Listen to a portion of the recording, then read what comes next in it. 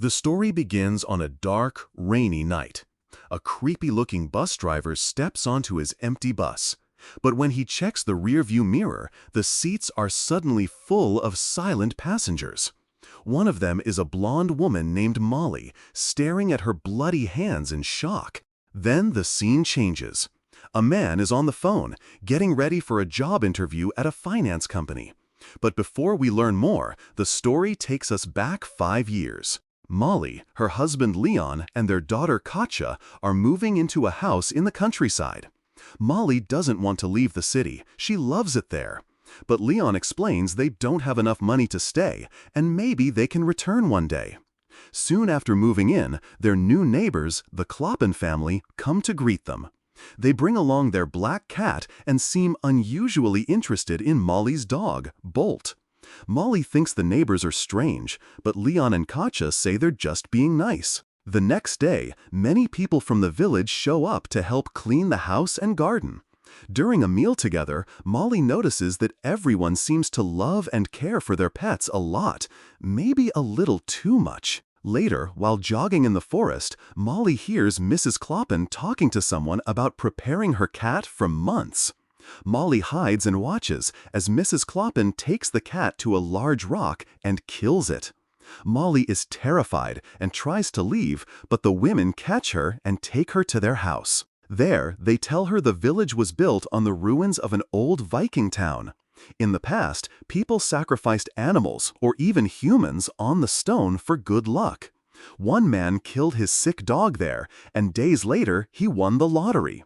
Since then, the village has kept the ritual going. Hearing this, Molly comes up with an idea. She catches a mouse in her basement, takes it to the rock, and kills it with a hammer. Then she buys a scratch-off lottery ticket. But she only wins $5. Disappointed, she returns to ask for advice. The women tell her the sacrifice only works if you really care about the animal. So Molly decides to sacrifice her own dog, Bolt. After killing him at the rock, she's shocked and scared, but goes home, washes the blood off, and buys another lottery ticket. That night, Katja and Leon go out to search for Bolt, worried. Molly stays home and watches the lottery on TV. She wins $300, but it's still not the big reward she hoped for. Angry, she goes back to the neighbors. They tell her again, you must truly love the animal for the magic to work. Back home, Molly seems to be losing control. She asks Leon to walk with her into the forest. At the rock, Leon breaks down crying when he sees their dog's body. Molly tells him she did it for their future. Then she says she loves him and stabs him. Katja arrives just in time and tries to stop her. After a struggle, she hits her mother in the head with a rock. Behind her, Leon starts to move. He's still alive. Finally, we return to the man from the beginning arriving at his job interview. Sitting across from him is the company's CEO, Katja. She pets a cat quietly. We learn she lost both her parents in just 1 year. We return to the same dark, rainy bus. But this time, the story follows a young man named Eric. There's a thin trail of blood behind his ear. Next, we see Eric at home with his mother. She's helping him get back to normal life after 3 years in a mental hospital. She mentions she's planning to sell their old family cabin. Not long after, Eric's 2 older brothers, Otto and George, show up. They're excited to see him and suggest going out for drinks. But Eric says his doctor warned him to avoid loud places. So instead, they decide to take a trip to the cabin. On the way, they stop at a gas station. Eric accidentally bumps into a sign shaped like a woman. He goes inside to buy snacks. When he comes back out, he sees his brothers talking to a woman named Monica. They've invited her to come along, and she says yes. At the cabin, the group drinks and reminisces about childhood. They remember coming here with their dad, who always made them sharpen knives as soon as they arrived. At first, things are lighthearted and fun, but the mood shifts when Monica jokes that Otto seems crazy. Otto snaps, saying he's not the crazy one, Eric is. Monica stays calm. She explains she studies psychology and doesn't believe Eric is dangerous. Then she asks if his time in the hospital had something to do with their father. George cuts in, saying a lot of people hated their dad, but only Eric actually did something about it. The room grows tense. Monica tries to leave with Eric, but Otto and George block the way. Meanwhile, Eric's mom returns to his apartment. She finds it empty and sees a photo album left open to a picture of the cabin. Alarmed, she gets in the car and drives there immediately. Back at the cabin, things have spiraled. Monica is tied to a chair. Eric lies unconscious, hit over the head with a glass bottle. George leans toward Monica and asks if she really thinks Eric was too gentle to kill their dad, and who she believes actually did it. Eric wakes up and tries to free Monica, but George stops him. He orders Otto to stab her, and Otto does, just as their mother bursts through the door. Eric runs to her, shaking and confused. He tells her Otto and George killed Monica, just like they killed their father. But when she steps inside, she sees the awful truth. It isn't Monica tied to the chair, it's the sign. Eric imagined everything. She holds her son and tells her the truth. Their father didn't die, he simply left. And in that moment, we realize Otto and George were never real. They were voices in Eric's head. She drives him back to the gas station to return the sign.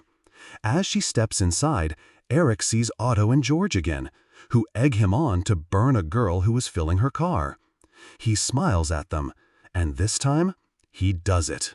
We return once again to the same bus with the usual passengers.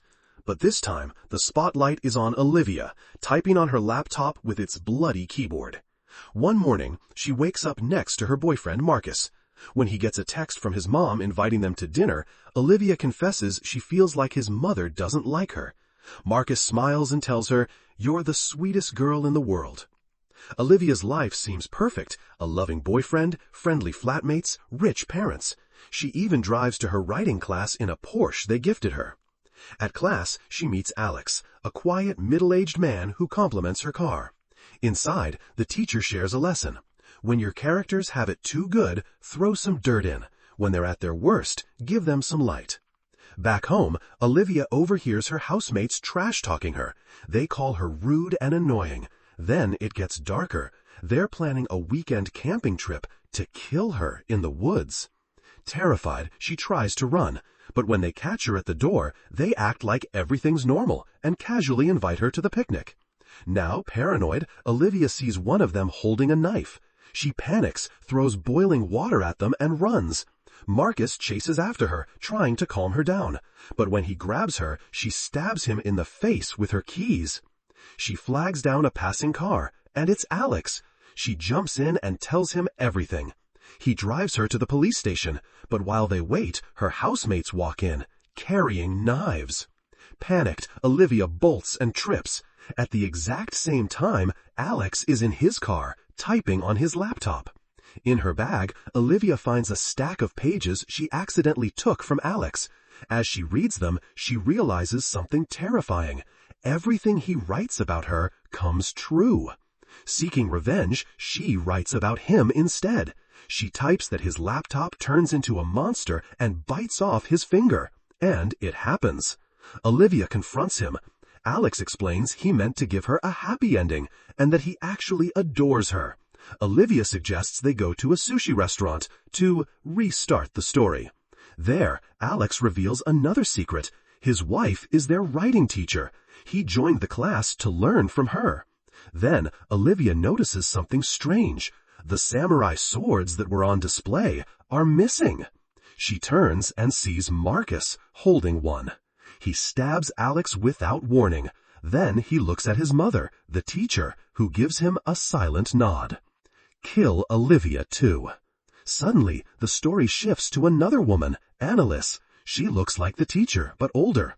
She's sitting at a computer, writing the very story we just saw, while her husband, who looks like Alex, grills some food on a barbecue. It turns out Annalise is the one truly writing everything. She uses the story to make herself feel important and to punish her neglectful husband. Their son, Marcus, appears, this time with the real Olivia. The husband is thrilled to see her and showers her with praise, but Annalise looks annoyed. When Olivia hugs her, Annalise suddenly stabs her with a barbecue skewer. Everyone freezes in shock. Annalise says, "I can just delete that." She rushes to her computer to erase what she wrote, only to realize this isn't fiction anymore. This is real life now. We're back on the same bus. This time, 5 people are sitting together in just their underwear. A rat walks around their feet. Then we cut to earlier that night. The 5 of them are on a rooftop. Edmund, the boss of a big drug company, is giving a speech. He's proud of a new antidepressant his team just made. He thanks the lab guys, Philip and Abdi, the 2 secretaries, Oda and Margrethe, and his wife, Iselin. At the dinner party, Edmund gets too flirty with Oda, which upsets his wife. He also compliments Abdi a lot, making Philip look jealous. When the group asks to see the drug prototype, Edmund opens the safe, but it's missing. He questions everyone. Then he tells the security guard to search them one by one. They find nothing, so he demands they take off their clothes. When they refuse, the guard pulls a gun. Still, no one gives in. So Edmund locks everyone, including his wife, in a glass room in the lab. He says the only way out is to enter the right code, the same one used for the safe. Whoever does it will reveal who the thief is. Everyone starts to panic and blame each other. Iselin accuses Oda of sleeping with Edmund. Philip blames Abdi, and they fight. They talk about how Edmund once cheated employees, and some even ended their own lives because of it. Then they accuse Iselin of marrying him for money. She says she really loves him and that he's not a bad person. Edmund watches all this through a camera. He warns them again, tell the truth or he'll kill them. Then he starts letting poisonous gas into the room. People start to panic. Oda has an idea. She says each person should write a passcode, and they'll mix them up and try each one until the door opens. That way they can escape and the thief can stay hidden. But Edmund doesn't like that. He wants to know who the thief is. He turns up the gas. Oda runs to the keypad and enters the correct code. She's the one who stole the prototype. Her father used to work for Edmund and killed himself after Edmund's lies. She did it for revenge. But she tells Edmund she'll stay quiet if he does too. She had hidden the prototype in his own coat the whole time. When Edmund returns to the lab, Iselin is waiting for him, holding a gun. She forces him into the glass room. The others come in. Margrethe turns the gas back on, even as Edmund begs for his life. Iselin tells him, "The code is my birthday. If you really love me, you'll know it." But Edmund doesn't remember. He dies, gasping for air and foaming at the mouth. The next person on the bus with a story is a woman named Sana, sitting quietly reading a book with a blood stain on it. We see her arriving at Osok School, which has just reopened after being shut down for 40 years. After teaching the kids a song, she talks with her co-worker, Trine. She also notices a strange man who says he's the school caretaker. Then she hears a child crying from the basement, but when she checks, no one's there. Later, she goes to the guest house where she's staying and finds the landlady, Agda, meditating. Agda asks her about the school and wonders if Sana felt anything strange. At first, Sana isn't sure, but then she shares that she's heard strange voices. Agda isn't surprised. She says the school has always felt eerie whenever she passed by. Sana also meets a creepy tenant named Johnny who keeps staring at her. The next day, Sana tells Trine that the caretaker looks weird. Trine says that the last caretaker, Jaeger, had already retired and might even be dead, so it couldn't be him. Trying to move on, Sana starts her school day. But after class, she hears the same voices again and sees a piece of chalk writing on the blackboard by itself, "Help us." Frightened, she runs back to the guest house, but doesn't see Agda. She hears footsteps following her up the stairs, but no one speaks. She hides in her room. When Agda returns, Sana tells her everything. Agda suggests it might have been Johnny's father checking in on him. When Sana mentions the voices again, Agda explains that sometimes when people die, their souls get stuck and need help to move on. The next day, Sana asks Trine if she's ever heard of any kids dying at the school. Trine says a few children went missing a long time ago. That sparks Sana's curiosity, so she starts digging. She finds an old photo of former students on the wall. The principal tells her that 4 siblings from the Stolen family disappeared after their mother died. They looked after themselves for a year before vanishing. After he leaves, Sana sees 4 ghostly shadows appear. They whisper, "The bad man took us," and tell her to look at the photo. She decides to visit an old cabin in the forest that once belonged to the Stolen family. While exploring, Yater suddenly shows up and scares her away. He says the family was crazy and orders her to leave. Sana returns to the boarding house and tells Agda. Together, they suspect that Jaeger might have killed the children. Then, they discover a piece of paper hidden in a picture frame. It's a ritual meant to help lost souls pass on. Believing the children left it for her, Sana and Agda head to the school's basement. They find the remains of the 4 kids buried under the floor and start reading the ritual.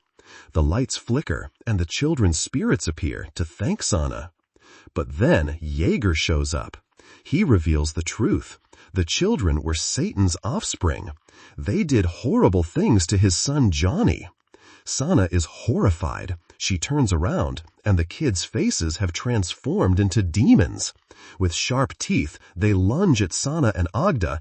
The final story on the bus is about a man named William, dressed in an elephant costume with blood streaming from one of the eye sockets.